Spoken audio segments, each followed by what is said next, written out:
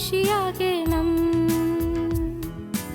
എനിക്കായി ക്രൂശിൽ മരിച്ച എൻ്റെ യേശുവിൻ്റെ സാക്ഷിയാകണം. ഒന്നേ എന്നാശ, ഒന്നേ എന്നാശ, എനിക്കാശ വേറെ ഒന്നുമില്ലിനി. എനിക്കായി ജീവൻ വെടിഞ്ഞ എൻ്റെ യേശുവിൻ്റെ വിശുദ്ധയാകണം. എനിക്കായി ജീവൻ വെടിഞ്ഞ എൻ്റെ യേശുവിൻ്റെ വിശുദ്ധയാകണം. ഒന്നേ എന്നാശ, ഒന്നേ എന്നാശ, എനിക്കാശ വേറെ ഒന്നുമില്ലിനി. എനിക്കായി ക്രൂശു വഹിച്ച എൻ്റെ യേശുവിൻ്റെ ശിഷ്യയാകണം. എനിക്കായി ക്രൂശു വഹിച്ച എൻ്റെ യേശുവിൻ്റെ ശിഷ്യയാകണം. ഒന്നേ എന്നാശ, ഒന്നേ എന്നാശ, എനിക്കാശ വേറെ ഒന്നുമില്ലിനി. എനിക്കായി ഉയർത്തു ജീവിക്കും എൻ്റെ യേശുവിൻ്റെ പിൻപേ പോകണം. എനിക്കായി ഉയർത്തു ജീവിക്കും എൻ്റെ യേശുവിൻ്റെ പിൻപേ പോകണം. ഒന്നേ എന്നാശ, ഒന്നേ എന്നാശ, എനിക്കാശ വേറെ ഒന്നുമില്ലിനി. എൻ ജീവിതത്തിൻ വാട്ടം മാറ്റിയ എൻ്റെ യേശുവിനെ സ്തുതിച്ചു തീർക്കണം. എൻ ജീവിതത്തിൻ വാട്ടം മാറ്റിയ എൻ്റെ യേശുവിനെ സ്തുതിച്ചു തീർക്കണം.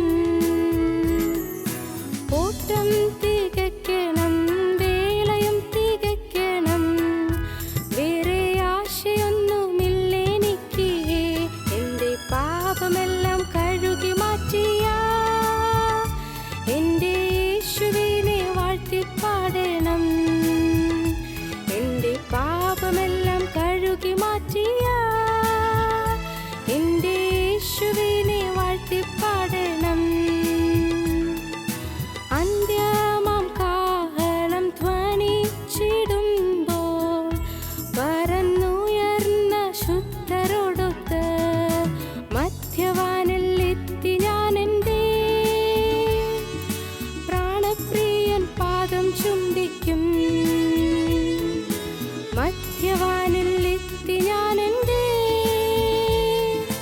പ്രാണപ്രിയൻ പാദം ചുംബിക്കും. ഒന്നേ എന്നാശ, ഒന്നേ എന്നാശ, എനിക്കാശ വേറെ ഒന്നുമില്ലിനി. എനിക്കായി ക്രൂശിൽ മരിച്ച എൻ്റെ യേശുവിൻ്റെ സാക്ഷിയാകണം. എനിക്കായി ക്രൂശിൽ മരിച്ച എൻ്റെ യേശുവിൻ്റെ സാക്ഷിയാകണം. ഞങ്ങളും ക്രൂശിക്കപ്പെട്ട ക്രിസ്തുവിനെ പ്രസംഗിക്കുന്നു. ദൈവ തിരുനാമത്തിന് മഹത്വം ഉണ്ടാകട്ടെ. 16-ാമത്തെ സങ്കീർത്തനെടുക്കാം. 16-ാം സങ്കീർത്തനം 10-ാം വാക്യം നമുക്ക് വായിക്കാം. നീ എൻ്റെ പ്രാണനെ പാതാളത്തിൽ വിടുകയില്ല, നിൻ്റെ പരിശുദ്ധനെ ദ്രവത്വം കാണുവാൻ സമ്മതിക്കുകയില്ല. കർത്താവായ യേശുക്രിസ്തു ഉയർത്തെഴുന്നേറ്റ് ജീവിക്കുന്നു. യേശുക്രിസ്തു ഉയർത്തെഴുന്നേറ്റു. യേശുക്രിസ്തു ജീവിക്കുന്നു. യേശുക്രിസ്തു ദ്രവത്വം കണ്ടില്ല. യേശുക്രിസ്തുവിൻ്റെ ശരീരം ദ്രവിച്ചില്ല. യേശുക്രിസ്തു ദ്രവത്വം കണ്ടില്ല. യേശുക്രിസ്തു പാതാളത്തിലേക്ക് പോയത് വിടുവിക്കുവാനാണ്, പാതാളത്തിൽ കിടക്കുവാനല്ല. പാതാളത്തിൽ ബന്ധനസ്ഥനായി കിടക്കുന്നവരെ വിടുവിക്കുവാനാണ്. പാതാളത്തിൽ ബന്ധനസ്ഥനായി അനേകർ കിടക്കുന്നുണ്ടായിരുന്നു. അനേകർ മനുഷ്യജാതി ഉണ്ടായ കാലം മുതൽ അനേകർ പാതാളത്തിൽ ബന്ധനസ്ഥനായി കിടക്കുകയായിരുന്നു. അവരുടെ ഇടയിലേക്ക് യേശു കടന്നു ചെന്നു. അവരോട് കർത്താവ് സുവിശേഷം അറിയിച്ചു. ദൈവത്തിന് സ്തോത്രം. പാതാളത്തിലേക്ക് കർത്താവ് കടന്നു ചെന്ന് കർത്താവ് ആദാമിനെ തട്ടി ഉണർത്തി. ആദാമേ, നീ നിൻ്റെ പാപത്തെ ഓർത്ത് നീ ഭയപ്പെടേണ്ട. നീ കുറ്റം ചെയ്തതിന് ഞാൻ അടികളേറ്റിട്ടുണ്ട്. നീ ഏതെങ്കിലും നിന്നതിന് ഞാൻ കയ്പ് കാടി കുടിച്ചിട്ടുണ്ട്. ആദാമേ, നീ ഭയപ്പെടേണ്ട. ദൈവത്തിന് സ്തോത്രം. ദ്രവത്വം കാണുവാൻ സമ്മതിച്ചില്ല. കർത്താവ് ഉയർത്തെഴുന്നേറ്റ് ജീവിക്കുന്നു. നിങ്ങൾ എവിടെ പോയാലും കർത്താവിൻ്റെ കണ്ണ് നിങ്ങളെ കാണുന്നു. സൂര്യരശ്മി നാം എവിടെ ചെന്നാലും നമ്മുടെ മേൽ വീശുന്നത് പോലെ, നമ്മുടെ മേൽ പതിയുന്നത് പോലെ, നാം എവിടെ ചെന്നാലും കർത്താവിൻ്റെ കണ്ണ് നമ്മെ കാണുന്നു. കർത്താവ് സർവ്വവ്യാപിയാണ്. കർത്താവ് ഓമിനി പ്രസൻ്റാണ്. കർത്താവ് എല്ലായിടത്തും വ്യാപിക്കുന്നവനാണ്. സൂര്യപ്രകാശം എല്ലാ ഭാഗത്തും വ്യാപിക്കുന്നത് പോലെ നമ്മുടെ മേൽ കർത്താവിൻ്റെ ദയാദൃഷ്ടി പതിയുന്നു. ഇപ്പോൾ നിങ്ങൾ ഈ വാക്കുകളെ കേട്ടുകൊണ്ടിരിക്കുമ്പോൾ യേശുക്രിസ്തു നിങ്ങളുടെ അരികത്തുണ്ട് എന്ന് നിങ്ങൾ വിശ്വസിക്കൂ. കർത്താവിൻ്റെ വചനമാണ് നിങ്ങൾ കേൾക്കുന്നത്. വചനം കേൾക്കുമ്പോൾ അത് കർത്താവിൻ്റെ ശബ്ദമാണ്. കർത്താവിൻ്റെ ശബ്ദം ഉണ്ടെങ്കിൽ അവിടെ കർത്താവുണ്ട്. കർത്താവിൻ്റെ ശബ്ദമാണ് കേൾക്കുന്നത്. അതാണ് ദൈവിക വെളിപ്പാട്. ദൈവം നമുക്ക് വെളിപ്പെടുത്തുകയാണ്, തന്നെ വെളിപ്പെടുത്തുകയാണ്. അബ്രഹാമിന് വെളിപ്പെട്ട നിത്യനായ ദൈവം ഇന്ന് നമുക്ക് വെളിപ്പെടുകയാണ്. അബ്രഹാമേ എന്ന് വിളിച്ച നിത്യനായ ദൈവം ഇന്ന് നമ്മെ പേർചൊല്ലി വിളിക്കുകയാണ്. യേശുക്രിസ്തു ജീവിക്കുന്നു. ദൈവത്തിന് സ്തോത്രം. എന്നേക്കും ജീവിക്കുന്ന ക്രിസ്തുവിന് മുമ്പിൽ ഒരു നാൾ നാം ചെന്ന് നിൽക്കേണ്ടി വരും. സത്യമാണ്. എല്ലാ നാവും അടയും, എല്ലാ മുഴങ്കാലും മടങ്ങും. സ്വർലോകരുടെയും ഭൂലോകരുടെയും അധോലോകരുടെയും മുഴങ്കാലൊക്കെയും അവൻ്റെ മുമ്പിൽ മടങ്ങും. ദൈവം ഇല്ല എന്ന് പറയുന്നവനും അവിടെ നിന്ന് മുട്ടുമടക്കേണ്ടി വരും.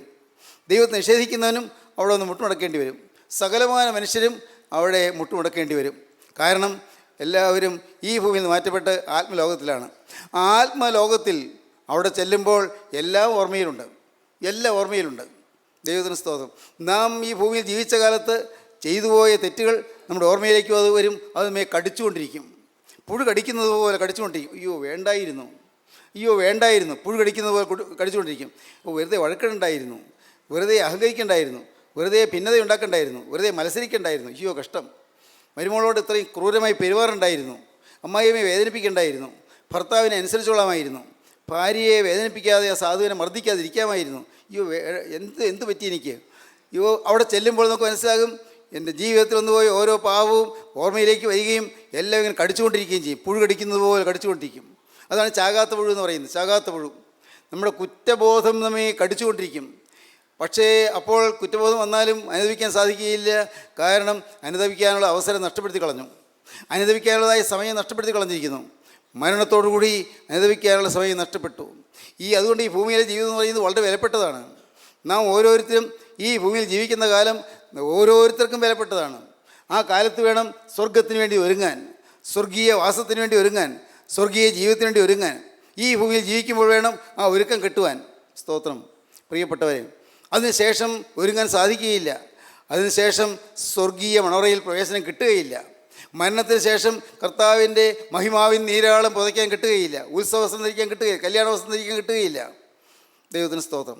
പ്രിയപ്പെട്ടവരെ, യേശുക്രിസ്തുവിൻ്റെ നീതി വസ്ത്രം പുതച്ചുകൊണ്ട് വേണം ഈ ഭൂമിയിൽ നിന്ന് കടന്നു പോകാൻ. അതുകൊണ്ടാണ് വെളിപ്പാട് പുസ്തകം 14 അധ്യായത്തിൻ്റെ 13 വാക്യത്തിൽ പറയുന്നത്, എഴുതുക, ഇന്നു മുതൽ കർത്താവിൽ മരിക്കുന്ന മൃതന്മാർ ഭാഗ്യവാന്മാർ. എഴുതുക, ഇന്നു മുതൽ കർത്താവിൽ മരിക്കുന്ന മൃതന്മാർ ഭാഗ്യവാന്മാർ. അതെ, അവർ തങ്ങളുടെ പ്രയത്നങ്ങളിൽ നിന്ന് വിശ്രമിക്കേണ്ടതാകുന്നു. അവരുടെ പ്രവൃത്തി അവരെ പിന്തുടരുകയാണ്. കർത്താവിൽ മരിക്കാനിടയാകണം. കർത്താവിൽ ജീവിച്ചാൽ മാത്രമേ കർത്താവിൽ മരിക്കാനിടയാകുകയുള്ളൂ. മരണം നിശ്ചയമാണല്ലോ, ഉറപ്പാണ്. എന്നാൽ കർത്താവിൽ മരിക്കുന്ന മൃതന്മാരാണ് ഭാഗ്യവാന്മാർ. എല്ലാവരുമല്ല. യേശുക്രിസ്തുവിൽ ജീവിക്കുന്നവർക്ക് യേശുക്രിസ്തുവിൽ മരിക്കാം. പ്രിയപ്പെട്ടവരെ, ഇതെല്ലാം ഒരു ദിവസം നാം അനുഭവിക്കാൻ പോവുകയാണ്. എന്നാണെന്ന് അറിഞ്ഞുകൂടന്നേ ഉള്ളൂ. ഞാൻ അങ്ങനെയാണ് ചിന്തിക്കുന്നത്. ചിലപ്പോൾ തൊട്ടടുത്തായിരിക്കാം, നാളെ പ്രഭാതത്തിന് മുമ്പായിരിക്കാം, ആർക്കറിയാം. നാളെ സന്ധ്യയ്ക്ക് മുമ്പാകാൻ പാടില്ലാകുകയില്ല. പ്രിയപ്പെട്ടവരെ, സംഭവിക്കാം, നമുക്കറിയാൻ പാടില്ല. എപ്പോഴാണെന്ന് അറിഞ്ഞുകൂടാ. അത് പ്രത്യേക കാരണമൊന്നും വേണ്ട. ഈ മൂക്കലെ ശ്വാസം പോകാൻ കാരണമൊന്നും വേണ്ട. ദൈവത്തിന് സ്തോത്രം. 39 സങ്കീർത്തനക്കാരൻ പറയും, യഹോവേ എൻ്റെ അവസാനത്തെയും എൻ്റെ ആയുസ് എത്ര എന്നതിനെയും എന്നെ അറിയിക്കണമേ. 4 വാക്യം. യഹോവേ എൻ്റെ അവസാനത്തെയും എൻ്റെ ആയുസ് എത്ര എന്നതിനെയും എന്നെ അറിയിക്കണമേ. ഞാൻ എത്ര ക്ഷണികരെന്ന് ഞാൻ അറിയുമാറാകട്ടെ. ഇതാ നീ എൻ്റെ നാളുകളെ 4 വിരൽ നീളമാക്കിയിരിക്കുന്നു. ഏത് മനുഷ്യനും ഉറച്ചു നിന്നാലും ഒരു ശ്വാസമത്രയാകുന്നു. മനുഷ്യരൊക്കെയും വെറും നിഴലായി നടക്കുന്നു നിശ്ചയം. അവൻ ധനം സമ്പാദിക്കുന്നു, ആരനുഭവിക്കുമെന്ന് അറിയുന്നില്ല. ധനം സമ്പാദിക്കുന്നുണ്ട്, ആരനുഭവിക്കും, ആർക്കറിയാം. നാം ഇന്ന് സ്വരൂപിച്ച് കൂട്ടുന്നുണ്ട്. നാം ഒരു പക്ഷേ വഴക്കടിച്ച് അതിന് മാറ്റുന്നുണ്ട്. എന്തിന്? ആരനുഭവിക്കുമെന്ന് അറിയുന്നില്ല. ദൈവത്തിന് സ്തോത്രം. എപ്പോഴാണ് ഞാൻ ഈ ഭൂമിയിൽ നിന്ന് പോകുന്നതെന്ന് ആരും അറിയുന്നില്ല. ദൈവവൈദ്യരെ, നീ ഓർത്തുകൊള്ളുക, ഇപ്പോൾ ഇന്നു മുതൽ കർത്താവിൽ മരിക്കുന്ന മൃതന്മാർ ഭാഗ്യവാന്മാർ. ദൈവത്തിന് സ്തോത്രം. കർത്താവായ യേശുക്രിസ്തു ഉയർത്തെഴുന്നേറ്റ് ജീവിക്കുന്നു. യേശുക്രിസ്തു ഉയർത്തെഴുന്നേറ്റ് എന്തിനാണ്? യേശു ക്രിസ്തു ഉയർത്തെഴുന്നേറ്റത് കരയുന്നിട്ട് കരച്ചിൽ മാറ്റാനാണ്. വായിക്കാം. യോഹന്നാൻ സുവിശേഷം 20-ാം അധ്യായത്തിൻ്റെ 13-ാം വാക്യം വായിക്കാം. ആദ്യം 20-ാം അധ്യായത്തിൻ്റെ 13-ാം വാക്യം, പിന്നീട് 15-ാം വാക്യവും. അവർ അവളോട്, സ്ത്രീയെ നീ കരയുന്നത് എന്ത് എന്ന് ചോദിച്ചു. സ്ത്രീയെ നീ കരയുന്നത് എന്തെന്ന് ചോദിച്ചു. 15-ാം വാക്യം. യേശു അവളോട്, സ്ത്രീയെ നീ കരയുന്നത് എന്ത്, ആരെ തിരയുന്നു എന്ന് ചോദിച്ചു. നീ കരയുന്നതെന്ത്? ഇന്ന് മനുഷ്യർ കരയുന്നവരാണ്, കരഞ്ഞുകൊണ്ടിരിക്കുന്നവരാണ്. പുറമേ കരച്ചിലില്ലാത്തപ്പോഴും അകം കരയുകയാണ്, ഉള്ളു കരയുന്നു. ഉള്ളിൽ സന്തോഷമില്ല, ഉള്ളിൽ സംതൃപ്തിയില്ല, ഉള്ളിൽ നിരാശയാണ്, ഉള്ളിൽ തീ കത്തുകയാണ്, ഉള്ളു വിങ്ങുകയാണ്, ഉള്ളിങ്ങനെ എരിവരിക്കൊള്ളുകയാണ്, ഉള്ളു സമാധാനമില്ലാതെ അഴലുകയാണ്, ഉള്ളം പുകഞ്ഞുകൊണ്ടിരിക്കുകയാണല്ലേ. ഇന്ന് എല്ലാവരുടെയും ഹൃദയം അങ്ങനെ തന്നെയാണ്.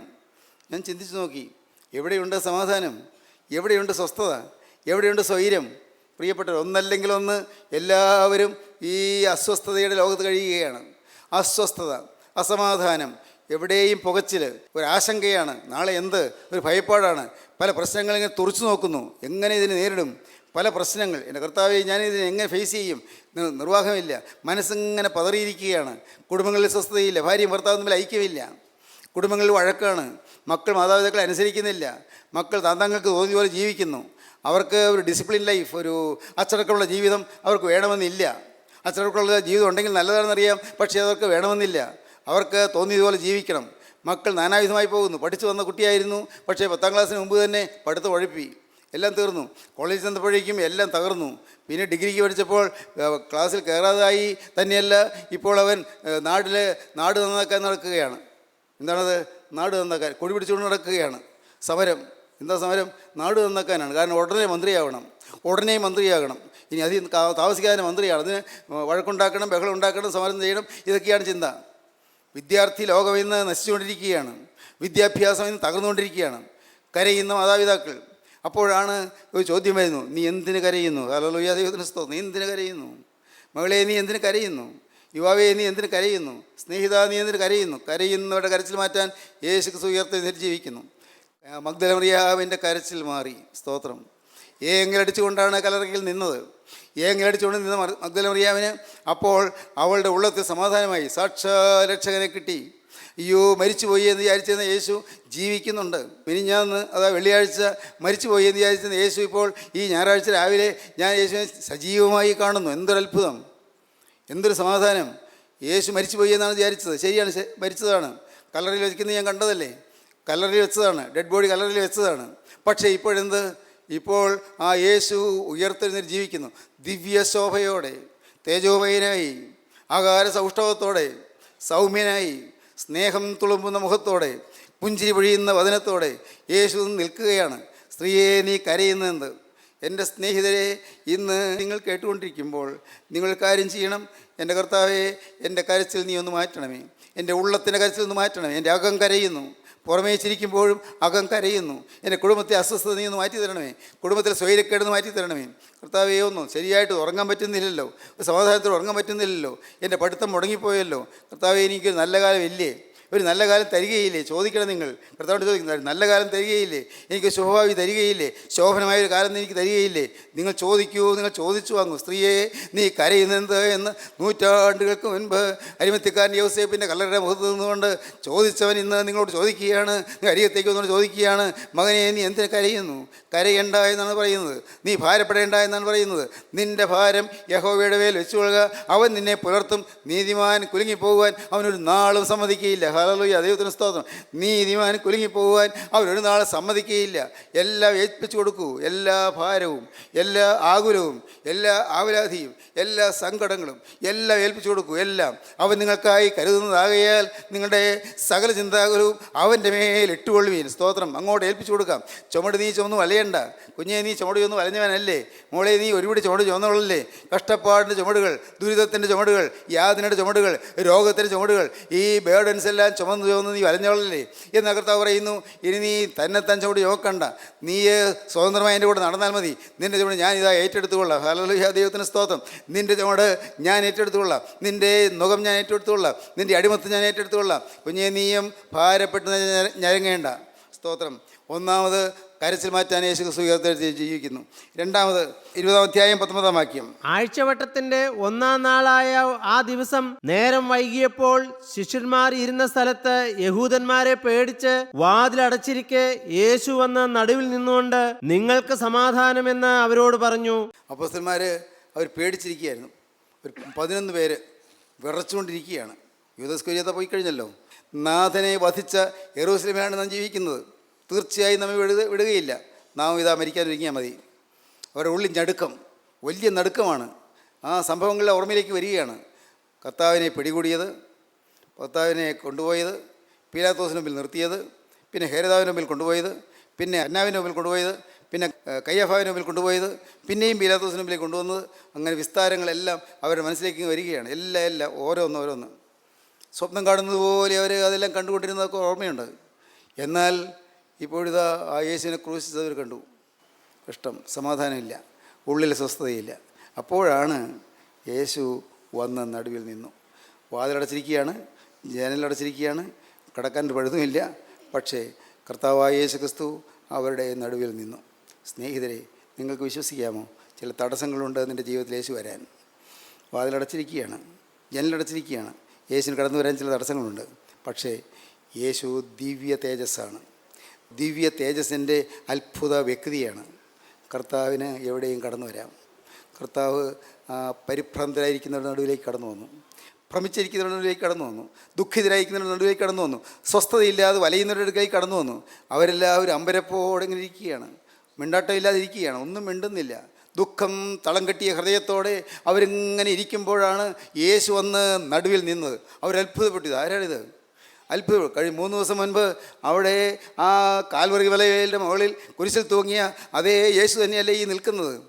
നമ്മുടെ കൂടെ 3.5 കൊല്ലം നടന്ന അതേ യേശു അല്ലേ ഈ നിൽക്കുന്നത്? ദൈവത്തിന് സ്തോത്രം. അവരത്ഭുതപ്പെട്ടു, അവരെ വിറയലോടെ നിന്നു. അപ്പോൾ പറഞ്ഞു, നിങ്ങൾക്ക് സമാധാനം. ഹല്ലേലൂയ, നിങ്ങൾക്ക് സമാധാനം. എൻ്റെ പ്രിയപ്പെട്ടവരെ, പരിഭ്രാന്തരായിരിക്കുന്നവരാരെല്ലാം ഉണ്ട്? നാളെ ഓർത്ത് ആകുലപ്പെട്ടിരിക്കുന്നവരാരെല്ലാം ഉണ്ട്? പരിഭ്രമിച്ച് വേദനപ്പെട്ടിരിക്കുന്നവരാരെല്ലാം ഉണ്ട്? നിങ്ങളോട് ഞാൻ ചോദിക്കട്ടെ. അവനിതാ അടുക്കലേക്ക് വന്നിട്ടുണ്ട്. അവൻ കരമുയർത്തുന്നു. നിങ്ങൾക്ക് സമാധാനം.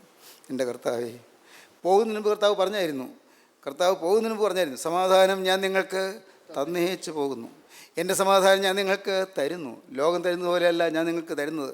കർത്താവ് ആ സമാധാനം ഒന്ന് കൊടുത്തത് എന്തിനാണെന്നറിയാമോ? കർത്താവ് ക്രൂശിലേക്ക് പോകുമ്പോൾ അവർ പരിഭ്രമിക്കാതിരിക്കാൻ വേണ്ടിയാണ്. പക്ഷേ എന്നാലും അവർ പരിഭ്രമിച്ചു പോയി, അവർ ഭയപ്പെട്ടു പോയി, അവർ വെപ്രാളപ്പെട്ടു പോയി. ഇപ്പോഴാണ് കർത്താവ് പറയുന്നത്, നിങ്ങൾക്ക് സമാധാനം. ശിഷ്യന്മാർ ആ സ്നേഹത്തിൻ്റെ വാക്കുകളുടെ മുന്നിൽ തലകുനിച്ചു, സമാധാനത്തിൻ്റെ ശബ്ദത്തിന് മുന്നിൽ തലകുനിച്ചു. ഓ എൻ്റെ ദൈവമേ, ദൈവത്തിന് സ്തോത്രം. എൻ്റെ കർത്താവേ, ഇന്ന് ഈ വാക്കുകൾ കേൾക്കുന്ന എൻ്റെ ബഹുമാന്യ സഹോദരീ സഹോദരന്മാർ, ഈ യേശുവിൻ്റെ സമാധാനം അനുഭവിക്കുമോ? നിങ്ങളുടെ അരികത്ത് യേശു വന്നിട്ടുണ്ട്. സ്തോത്രം. ആ സമാധാനം അനുഭവിച്ചുകൊണ്ടാണ് ഞാനിവിടെ നിൽക്കുന്നത്. യേശുവിൻ്റെ സമാധാനത്തിൻ്റെ മാധുര്യം ആസ്വദിച്ചുകൊണ്ടാണ് ഞാൻ നിൽക്കുന്നത്. എനിക്ക് സ്വന്തമായിട്ട് വേറൊന്നുമില്ല.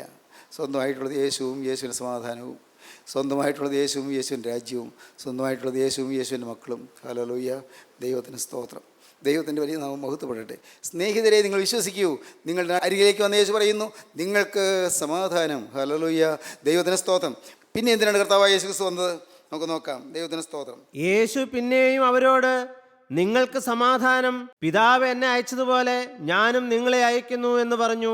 ഇങ്ങനെ പറഞ്ഞ ശേഷം അവൻ അവരുടെ മേൽ ഊതി അവരോട്, പരിശുദ്ധാത്മാവിനെ കൈക്കൊള്ളുവീൻ. അവരുടെ മേൽ ഊതി പരിശുദ്ധാത്മാവിനെ കൈക്കൊള്ളുവീൻ എന്ന് പറഞ്ഞു. ആത്മാവിനെ സ്വീകരിപ്പീൻ, പരിശുദ്ധാത്മാവിനെ കൈക്കൊള്ളുവീൻ. ആശ്വാസം അവിടെ മാത്രമേ ഉള്ളൂ. പരിശുദ്ധാത്മാവ് വന്നാൽ എല്ലാ കെട്ടുകളും പൊട്ടും. മോളെ, നിനക്ക് ഉറക്കമില്ലാതിരിക്കുകയല്ലേ? പല പീഡകൾ നിൻ്റെ മനസ്സിനെ അലട്ടിക്കൊണ്ടിരിക്കുകയല്ലേ? മോനെ, നിനക്ക് സ്വസ്ഥതയില്ലാതിരിക്കുകയല്ലേ? നാളെ ഓർക്കുമ്പോൾ നിനക്കൊരു വ്യാകുലം വരുന്നില്ലേ? ആദി വ്യാധികൾ നിന്നെ വലയം ചെയ്യുന്നില്ലേ? എന്നാൽ യേശു ക്രിസ്തു പറയുന്നു, സ്തോത്രം, പരിശുദ്ധാത്മാവിനെ കൈക്കൊള്ളു. യേശു അവരുടെ മേൽ ഊതി. എന്തുകൊണ്ട് നിങ്ങൾക്കിപ്പോൾ പ്രാർത്ഥിച്ചുകൂടാ? കർത്താവേ, നൂറ്റാണ്ടുകൾക്ക് മുൻപ് തൻ്റെ പ്രിയപ്പെട്ട ശിഷ്യന്മാരുടെ മേൽ ഊതിയ രക്ഷക, ഇന്ന് എൻ്റെ മേൽ നീ ഒന്ന് ഊതണമേ. നിങ്ങൾക്കൊന്ന് പറഞ്ഞുകൂടെ? നിങ്ങൾക്ക് ചോദിച്ചുകൂടെ? നിങ്ങൾക്ക് യാചിച്ചുകൂടെ? നിങ്ങൾക്ക് അപേക്ഷിച്ചുകൂടെ? യേശു വരുമല്ലോ, യേശു ഊതുമല്ലോ, യേശു ആത്മാവിനെ പകരുമല്ലോ. ദൈവത്തിന് സ്തോത്രം. ദുരാത്മാക്കളെ ഓടിച്ചു കളയുമല്ലോ, സകല ദുഷ്ടപിശാചുകളെ ഓടിച്ചു കളയുമല്ലോ. അസൂയയുടെ പിശാച്, അനർത്ഥത്തിൻ്റെ പിശാച്, ആപത്തിൻ്റെ പിശാച്, അത്യാഹിതത്തിൻ്റെ പിശാച്, അപകടത്തിൻ്റെ പിശാച്, എൻ്റെ ദൈവമേ അനാഥ പലതരത്തിലുള്ളതായ രോഗങ്ങളുടെ പിശാചുക്കളെല്ലാം മാറിപ്പോകുമല്ലോ. യേശു ഊതുമ്പോൾ, പരിശുദ്ധാത്മാവ് വരുമ്പോൾ സാത്താന്യ സേനകൾ വിഭ്രമിച്ചോടും. ദൈവത്തിന് സ്തോത്രം. യേശു ഊതുമ്പോൾ ദുഷ്ടപിശാചുക്കൾ മാറിപ്പോകും. ദൈവത്തിന് സ്തോത്രം. യേശു ഊതുമ്പോൾ പൈശാചിക ശക്തികൾ വിറകൊള്ളും. ഹല്ലേലൂയ. യേശു ഊതുമ്പോൾ പരിശുദ്ധാത്മാവ് നിങ്ങളുടെ മേൽ വരും. ഇന്ന് ഇത് കേട്ടുകൊണ്ടിരിക്കുമ്പോൾ തന്നെ പരിശുദ്ധാത്മാവ് നിങ്ങളുടെ മേൽ ഊതുകയാണ്. പരിശുദ്ധാത്മാവ് നിങ്ങളുടെ മേൽ വസിക്കുകയാണ്, നിങ്ങളുടെ മേൽ ആവസിക്കുകയാണ്. പരിശുദ്ധാത്മാവ് നിങ്ങളുടെ മേൽ വന്ന് ആവസിക്കുമ്പോൾ നിങ്ങളിൽ നിന്ന് ദുരാത്മഭീതികളെല്ലാം അകന്നകന്നു പോകും. ഹല്ലേലൂയ. ദൈവത്തിന് സ്തോത്രം. രോഗങ്ങൾ പോലും മാറും, ശരീരത്തിൽ രോഗങ്ങൾ മാറും. സ്തോത്രം. ദൈവത്തിന് സ്തോത്രം. എൻ്റെ കർത്താവേ, ദൈവം ജീവിക്കുന്നു. പിന്നെ എന്തിനാണ് കർത്താവായ യേശു ക്രിസ്തു വന്നത്? നമുക്ക് നോക്കാം. ദൈവത്തിന് സ്തോത്രം. 24 വാക്യം അത് വായിക്കാം. എന്നാൽ യേശു വന്നപ്പോൾ പന്തിരുവരിൽ ഒരുവനായ ദിദിമോസ് എന്ന തോമസ് അവരോടുകൂടെ ഉണ്ടായിരുന്നില്ല. മറ്റേ ശിഷ്യന്മാർ അവനോട്, ഞങ്ങൾ കർത്താവിനെ കണ്ടു എന്ന് പറഞ്ഞാറേ, ഞാൻ അവന്റെ കൈകളിൽ ആണിപ്പഴുത് കാണുകയും ആണിപ്പഴുതിൽ വിരലിടുകയും അവന്റെ വിലാപ്പുറത്ത് കൈ ഇടുകയും ചെയ്തിട്ടല്ലാതെ വിശ്വസിക്കുകയില്ല എന്ന് അവൻ അവരോട് പറഞ്ഞു. ദൈവത്തിന് സ്തോത്രം. ഈ കൂട്ടായ്മയിൽ ഒരിക്കലും ആബ്സെൻ്റ് ആകരുത്. ആത്മാവിൻ്റെ കൂട്ടായ്മയിൽ എന്നും നിങ്ങൾ പങ്കെടുക്കണം. കാരണം എപ്പോഴാണ് അത്ഭുതം നടക്കുന്നത് ആർക്കറിയാം? അന്ന് യേശു വന്നപ്പോൾ തോമസ് അവിടെ ഉണ്ടായിരുന്നില്ല. എന്തുകൊണ്ടാണ് ഇല്ലാത്തത് നമുക്ക് അറിഞ്ഞുകൂടാ. സംശയിച്ച് മാറിയതാണോ നമുക്ക് അറിഞ്ഞുകൂടാ. എന്തോ നിരാശപ്പെട്ട് മാറിയതാണോ ആയിരിക്കാം. യേശു മരിച്ചു പോയല്ലോ, ക്രൂശിക്കപ്പെട്ടല്ലോ, സങ്കടം ഉണ്ടായിരിക്കാം. അന്ന് കൂട്ടായ്മയിൽ തോമസ് ലീഗ ആബ്സെൻ്റ് ആയിരുന്നു. അപ്പോൾ വായിക്കുന്നതിനെയാണ്, യേശു വന്നപ്പോൾ പന്തിരുവരിൽ ഒരുവനായ ദിദിമോസ് എന്ന തോമസ് അവരോടുണ്ടായിരുന്നില്ല. മറ്റേ ശിഷ്യന്മാർ അവനോട്, ഞങ്ങൾ കർത്താവിനെ കണ്ടു. സ്തോത്രം. അവർക്കിത് കണ്ടപ്പോൾ ഉണ്ടായ സന്തോഷം കൊണ്ട് തോമസിനെ പോയി കണ്ടു. തോമസിനോട് പറഞ്ഞു, അയ്യോ നീ വരാഞ്ഞ് നഷ്ടമായിപ്പോയി. അയ്യോ നീ വന്നിരുന്നെങ്കിൽ എന്തൊക്കെയായിരുന്നു നടന്നത്. യേശു ഞങ്ങളുടെ മേൽ ഊതി, ഞങ്ങൾക്ക് സമാധാനം തന്നു, ഞങ്ങളുടെ ഉള്ളം പ്രസന്നമായി, ഞങ്ങളുടെ ദുഃഖം മാറിപ്പോയി. യേശു ജീവിക്കുന്നുണ്ട്, യേശു ഉയർത്തെഴുന്നേറ്റ് ജീവിക്കുന്നുണ്ട്. 3 ദിവസം മുമ്പ് ക്രൂശുമേൽ കിടന്ന് പിടഞ്ഞവൻ, എല്ലാം പൂർത്തീകരിച്ച് ക്രൂശുമേൽ കിടന്ന് പിടഞ്ഞവൻ, തല ചായ്ച്ച് പിതാവിൻ്റെ കയ്യിലേക്ക് ആത്മാവിനെ ഏൽപ്പിച്ച് കൊടുത്തവൻ ഇന്നും ഉയർത്തെഴുന്നേറ്റ് ജീവിക്കുന്നുണ്ട്. സത്യം, ഞങ്ങൾ നേരിട്ട് കണ്ടു, ഞങ്ങൾക്ക് യേശുവിനെ കണ്ടു എന്ന് പറഞ്ഞാറേ, ഞാൻ അവൻ്റെ കൈകളിൽ ആണിപ്പഴുത് കാണുകയും ആണിപ്പഴുതിൽ വിരലിടുകയും അവൻ്റെ വിലാപ്പുറത്ത് കൈയിടുകയും ചെയ്തിട്ടല്ലാതെ വിശ്വസിക്കുകയില്ല എന്നവൻ പറഞ്ഞു. ഞാൻ നേരിട്ട് കാണാതെ ഞാൻ വിശ്വസിക്കുകയില്ല.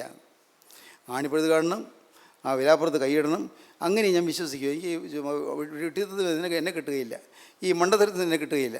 അല്പം ശാസ്ത്രബോധം ഉള്ള ആളാണ് ഞാൻ. ഇങ്ങനെ എന്തെങ്കിലും പറഞ്ഞാൽ കണ്ണടച്ചങ്ങ് വിശ്വസിക്കാൻ അത്ര ചെറുതല്ല ഞാൻ. തോമസ് ലീ പറഞ്ഞതാണ്, ഞാൻ വിശ്വസിക്കുകയില്ല, എന്ത് പറഞ്ഞാലും ശരി ഞാൻ വിശ്വസിക്കില്ല, ഞാൻ നേരിട്ട് കാണണം. സ്തോത്രം. വന്നവരും കർത്താവോടെ ഇല്ലല്ലോ. പക്ഷേ നിത്യനായ ദൈവം തോമസ് ലീ പറഞ്ഞത് കേട്ടു. തോമസ് കർത്താവോടെ വന്നിട്ടില്ല. പക്ഷേ മനുഷ്യൻ പറയുന്നത്, മനുഷ്യൻ ചിന്തിക്കുന്നതിലെ അറിയുന്നതിലെ ദൈവം കർത്താവ് കേട്ടു. അടുത്ത് 8 ദിവസം കഴിഞ്ഞിട്ട് വായിച്ചോ. 8 ദിവസം കഴിഞ്ഞിട്ട് ശിഷ്യന്മാർ പിന്നെയും അകത്ത് കൂടിയിരിക്കുമ്പോൾ തോമാസും ഉണ്ടായിരുന്നു. വാതിൽ അടച്ചിരിക്കെ യേശു വന്ന് നടുവിൽ നിന്നുകൊണ്ട്, നിങ്ങൾക്ക് സമാധാനം എന്ന് പറഞ്ഞു.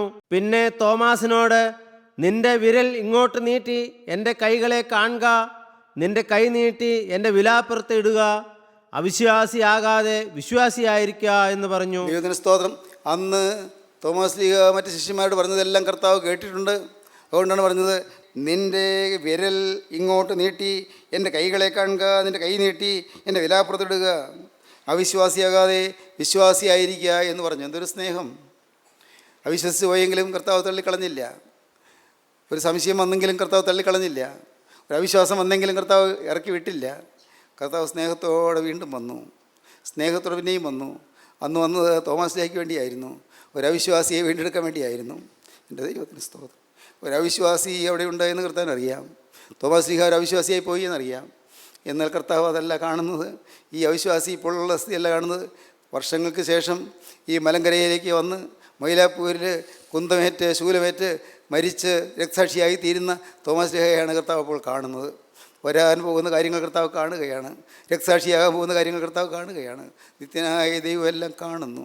ദൈവവേദനയെ ദൈവത്തിന് സ്തോത്രം. അവിശ്വാസിയാകാതെ വിശ്വാസിയായിരിക്കുക. തോമസ് ലീഹ വാ വിട്ട് കരഞ്ഞോട് പറഞ്ഞു, എൻ്റെ കർത്താവും എൻ്റെ ദൈവവുമായുള്ളവേ. സ്തോത്രം. എൻ്റെ കർത്താവും എൻ്റെ ദൈവവുമായുള്ളവേ. ഇന്ന് എൻ്റെ പ്രിയ സഹോദരങ്ങളെ, നിങ്ങൾ വിശ്വാസികളായി തീരുക. യേശു ക്രിസ്തു ജീവിക്കുന്നു. ഉയർത്തെഴുന്നേറ്റ് ജീവിക്കുന്ന പിന്നാലെ ഈ ക്രിസ്തുവിൻ്റെ പിന്നാലെയാണ് നാം പോകുന്നത്. ഉയർത്തെഴുന്നേറ്റ് ജീവിക്കുന്ന ക്രിസ്തുവിൻ്റെ പിന്നാലെയാണ് നാം പോകുന്നത്. നാം വേറെ ഒരു സാധാരണ മനുഷ്യൻ്റെ പിന്നാലെയല്ല പോകുന്നത്, ഒരു സാധാരണ കൂട്ടായ്മയുടെ പിന്നാലെയല്ല പോകുന്നത്. ദൈവത്തിന് സ്തോത്രം. ക്രിസ്ത്യൻ റിവൈവൽ ഫെലോഷിപ്പിൻ്റെ പിന്നാലെയുമല്ല പോകുന്നത്. സത്യം ഞാൻ നല്ലപോലെ അറിയുന്നു. ഞാൻ പോകുന്നത് ഗോകുൽത്തായിൽ എനിക്ക് വേണ്ടി മരിച്ച കർത്താവായ യേശുവിൻ്റെ പിന്നാലെയാണ്. സ്തോത്രം. ഞാൻ മനുഷ്യരെ നോക്കുന്നില്ല, മനുഷ്യരെ കാണുന്നില്ല. മനുഷ്യരോ എല്ലാവരും ബലഹീനര്. ഓരോ തരത്തിലുള്ളതായ ബലഹീനതകളോ അവിശ്വാസങ്ങളൊക്കെ ഉണ്ട്. അതെല്ലാം കർത്താവ് നോക്കട്ടെ. എന്നാൽ ഒന്ന് മാത്രം എനിക്കറിയാം, എന്നെ പൂർത്തീകരണത്തിലേക്ക് നയിക്കാൻ ശക്തനായ യേശുവിന് പിന്നാലെ ഞാൻ പോകുന്നു.